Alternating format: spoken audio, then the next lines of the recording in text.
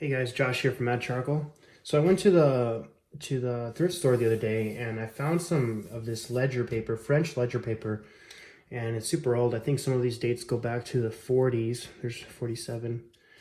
It's really nicely written on a really old piece of paper, but I thought it was really cool, so I just took it and I bought it, but so I can make drawings on it and kind of repurpose it, and hopefully this will make a cool backdrop to an ink portrait. So here we go. I'm going to be really gestural with it.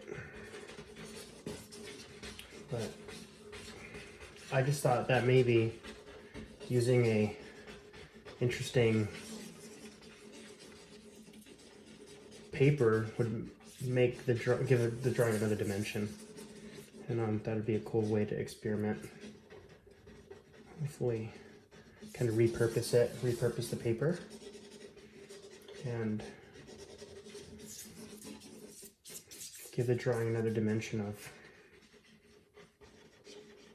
creativity, I guess you could say. So the eye will be there, the nose will be around here. I'm trying to stay loose for this one. The eye is pretty much in line with the edge of the mouth here, so we'll put that in pretty quickly.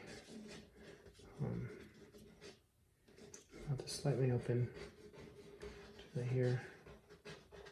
I'm loosely basing this off of reference. It's not exactly, but just wanted to get an idea of where I was going with it before I began. Since this is not cheap paper, it was like maybe like $8 for this sheet, which I guess is not that expensive, but it's not just a piece of copy paper. And there's not many of them. I don't have many of them, so I only have a few of these. So I want to make them good drawings and not just use it as sketch paper. But I do want to stay loose with it and trying to create those overall shapes little by little, working from large shapes to small. And my arm's getting a little tired. Trying to get those main shadow shapes down before I start to kind of go into the smaller detailed shapes of light and dark.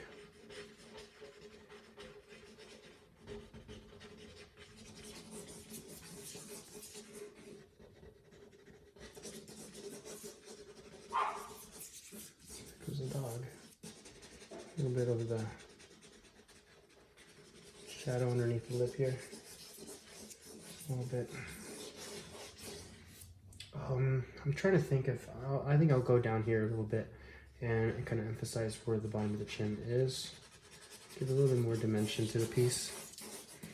I want it to be open-ended to kind of like flow out of this part. I don't want to do this left eye because I think it'll add a little bit more character to the expression,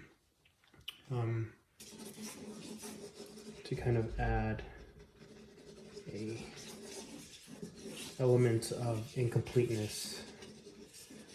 Let my pen wander off there every now and then.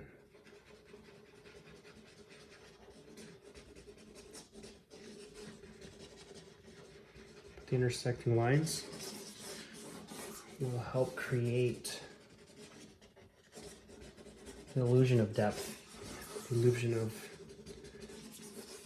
shadow and light. Wherever I want there to be a lot darker of a shape, I just overlap my pen and revisit multiple times over and over again. Oh, my arm's hurting again.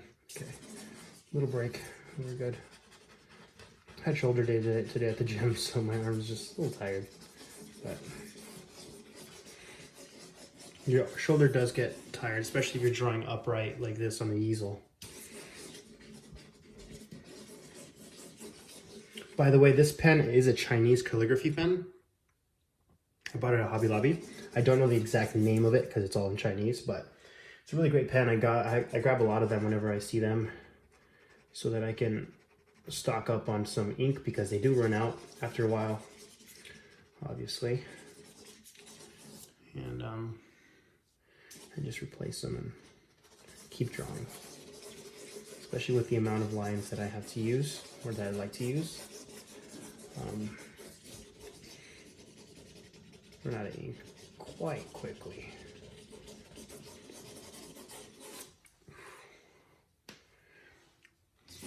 So overall, these lines are in the right direction. That's why you start to see an image appearing of a face, but the majority of these lines are not accurate.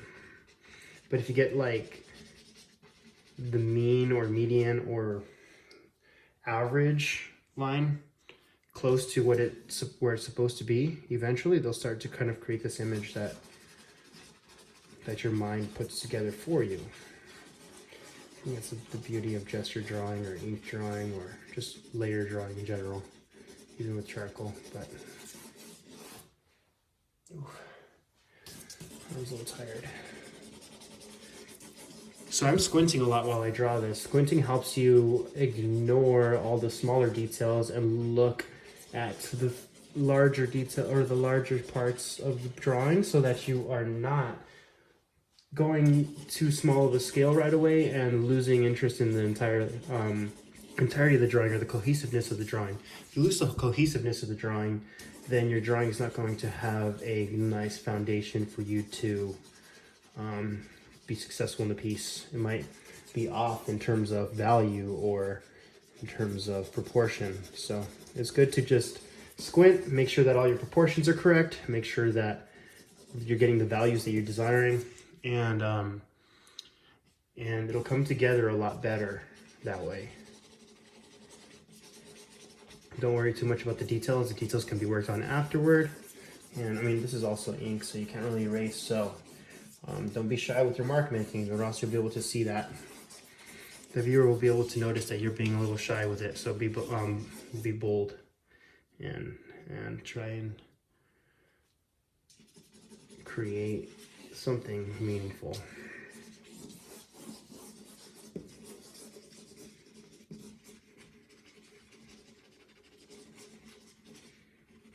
There we go.